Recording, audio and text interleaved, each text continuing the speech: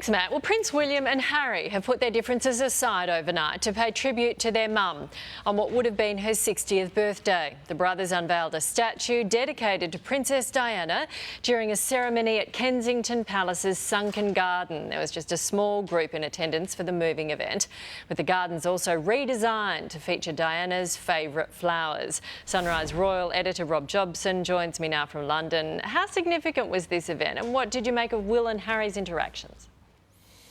Yeah, hugely significant. I think not only because it was the first time the guys were together again, the brothers, after Duke of Edinburgh's funeral, but it was the marking of Diana's life, commemorating that on her 60th, what would have been her 60th birthday. I mean, I thought their interaction was okay. Harry seemed, I think, a little bit more jokey, a bit more the old Harry that we used to know. William a little bit more subdued, a little bit more statesmanlike, I think.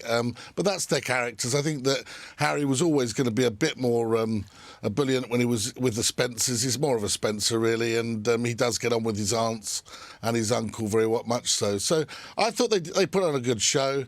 Harry left soon afterwards to, we think, return straight back to the US. So I'm not sure there'd be much of a rapprochement, but I do think that it would have been, in terms of baby steps, it's a good move forward. Yeah, so he spent about 90 minutes there, did he? Yeah. Do you think they would have had any sort of side talks, the two boys?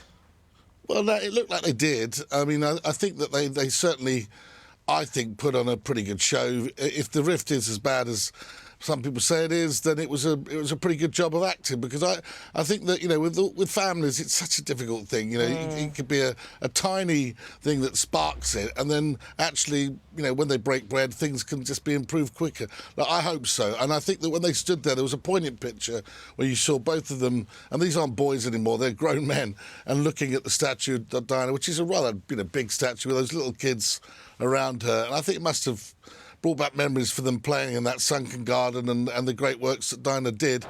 And all this petty squabbling must stop. Otherwise, it's just going to be an endless story. You know, heavens, you know, books have been written, the Battle of the Brothers, etc. It needs to stop. Otherwise, that's just going to be the narrative that goes forward. Yeah, pretty confronting and quite emotional, wouldn't it have been, standing in front of that statue of her? Rob Jobson, thank you very much. Thanks, Nat.